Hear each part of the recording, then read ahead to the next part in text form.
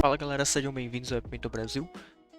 Nessa aula, né, nós vamos dar continuidade aí à série de componente da semana, e esse componente dessa semana é o SQLite. Então vamos fazer uma breve introdução e bem rápida sobre o que é o SQLite, né, para você ter uma ideia, e aí vamos partir ali para a parte prática ali da plataforma. O que você precisa para utilizar o SQLite, né? Já tenha em mente que você vai ter que ter noções de banco de dados, você vai ter que ter noção da linguagem SQL, que é a linguagem utilizada em bancos relacionais. E você vai ter que também, para você fazer um melhor uso, né, da plataforma ali do banco, você vai ter que saber pelo menos fazer uma certa modelagem ali, porque como falei, né, ele é um banco de dados relacional, então você trabalha com várias tabelas se relacionando entre si. E se você não souber fazer uma modelagem do banco de dados ali, talvez você não tire total proveito dos recursos dele. Bom, sem mais delongas, vamos para a parte prática então.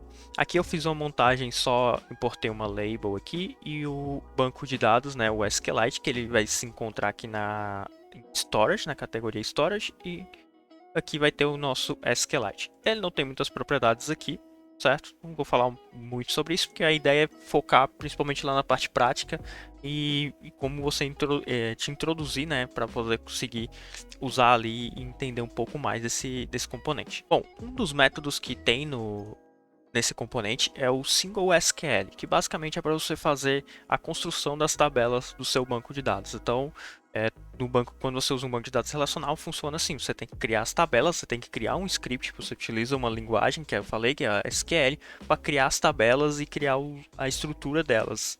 E depois você faz as manipulações também com a linguagem SQL. Então aqui a gente tem o componente, o método Single SQL, que como eu falei, né, novamente é para basicamente você criar a sua tabela. Aqui tem um exemplo já pronto de como você faria a criação de uma tabela, por exemplo, uma tabela de usuários. A sintaxe para se construir uma tabela no SQLite não é muito diferente da sintaxe para o MySQL. Se você já sabe o MySQL, então é a mesma coisa. É o comando create table, o nome da tabela, e entre parênteses a gente coloca os campos, né, que define a estrutura da tabela.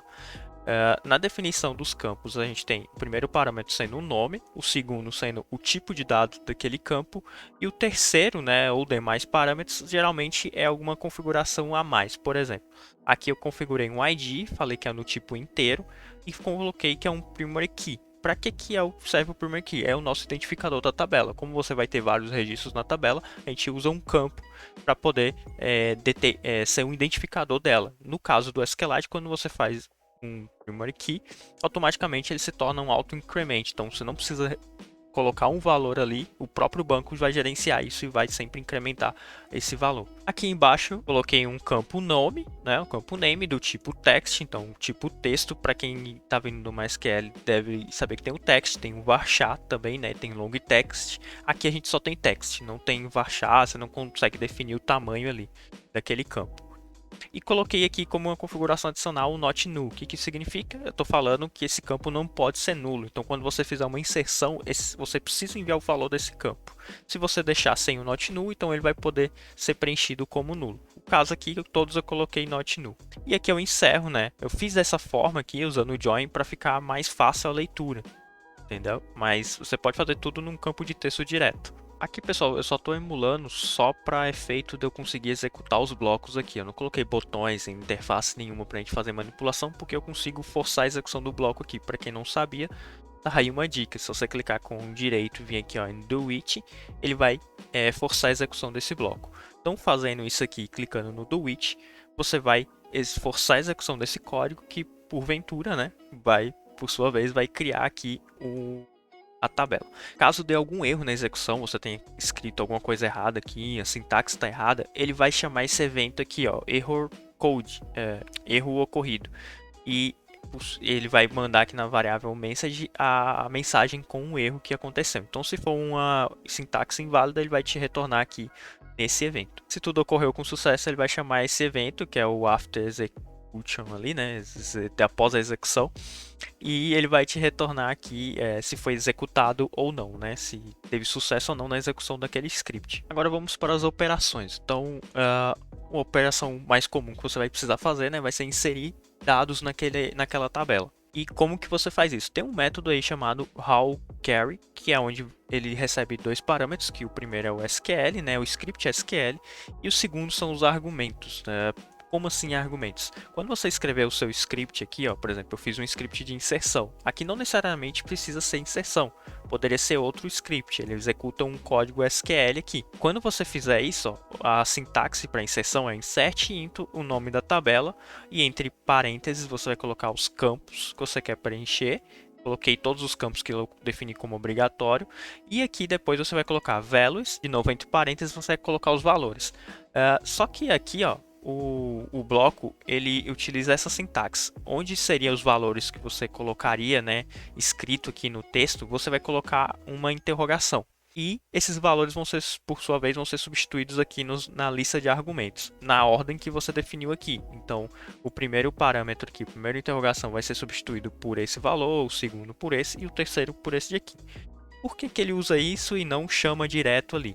Existe uma proteção, geralmente tem diversas linguagens que trabalham com conexão com o banco de dados, que é a proteção de SQL Injection. O que é o SQL Injection? Resumidamente, é uma forma que você tem de fazer, é um ataque, né, que é possível fazer, onde você insere um script dentro de onde era para armazenar o valor. Por exemplo, ao invés de eu colocar o meu nome aqui, eu colocaria um script SQL que eu poderia quebrar esse script que está sendo executado aqui e executar o que eu estou mandando. Então, você poderia, por exemplo, apagar um banco de dados inteiro, apagar uma tabela inteira, se o sistema não estiver protegido contra esse tipo de ataque, que é algo muito simples, que hoje todas as linguagens têm como se proteger disso. E aqui também ele tem essa possibilidade. Então, tudo que você colocar aqui e pôr os parênteses e mandar dessa forma no método, o próprio método vai fazer essa validação e vai impedir que seja injetado, né, algum outro script malicioso aí no banco. Quando você executa o raw carry, ele chama o evento after carry, que vai retornar aqui o número de linhas afetadas, né, para aquele script e o resultado. Né? O resultado às vezes pode ser, se você estiver fazendo um select, por exemplo, pode ser a lista de itens que retornou no banco. Ou nesse caso da inserção, ele não vai retornar muita coisa. Se eu vier aqui e dar um do which, ele vai mostrar 0 na label. Eu tô com um problema aqui no emulador, por isso que não está mostrando ali, mas o retorno do insert é 0.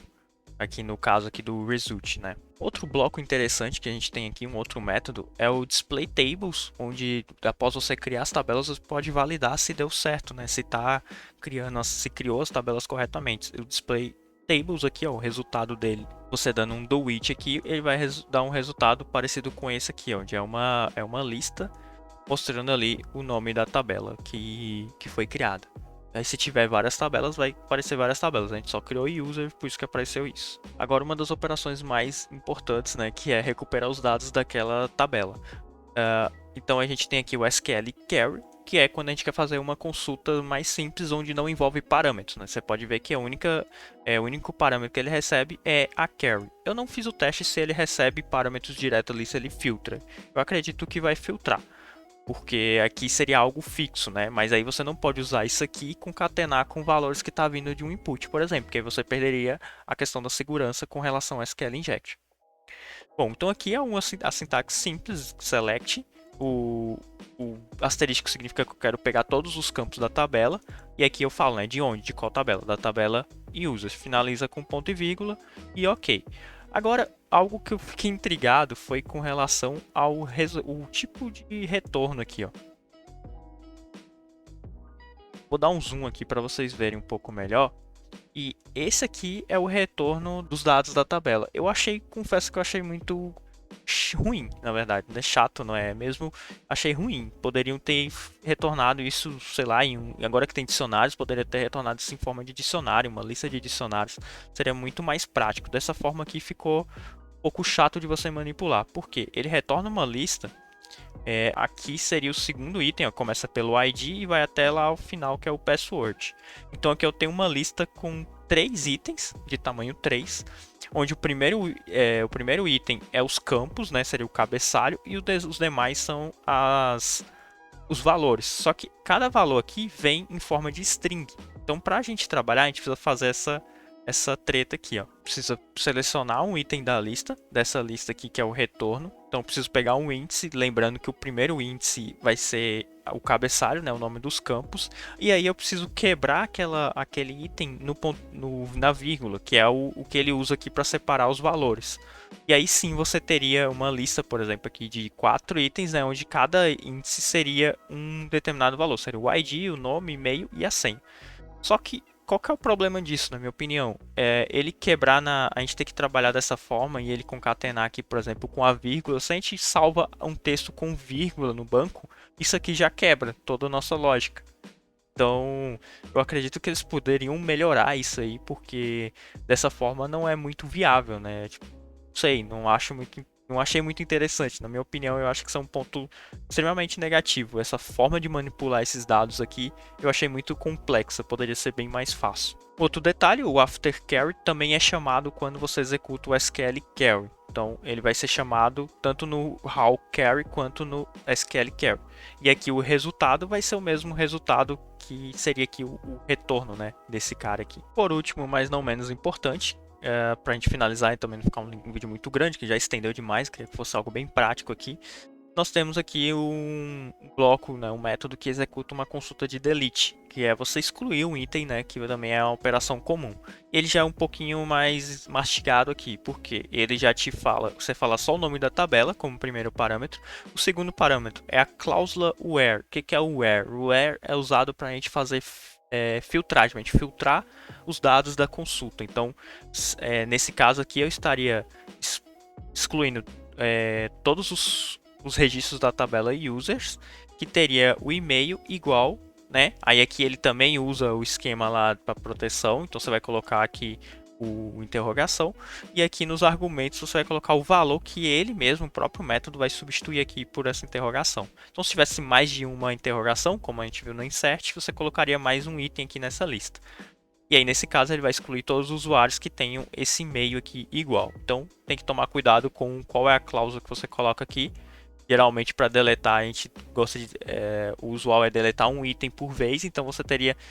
o ideal seria deletar pelo ID, que é o identificador único ali, que é gerado pelo próprio banco. Bom, então é isso, galera. Era para ser um tutorial rápido aqui, como eu falei, né? Os componentes da semana é para ser algo mais rápido, não tão detalhado. Então, posteriormente eu quero trazer um conteúdo mais avançado aí sobre o SQLite e tal, talvez fazer um CRUD, né? Umas operações mais básicas ali com algo mais funcional, para ficar mais claro o entendimento. Eu vou ficando por aqui, aguardo vocês até a semana que vem, mais um componente da semana. E se também gostou do vídeo, deixa o like e deixa seu comentário aí, que eu tô sempre tentando ler os comentários todos. Qualquer dúvida ou crítica também pode estar falando aí, que eu vou estar respondendo você da melhor forma possível, ok? Então é isso, aguardo vocês na semana que vem.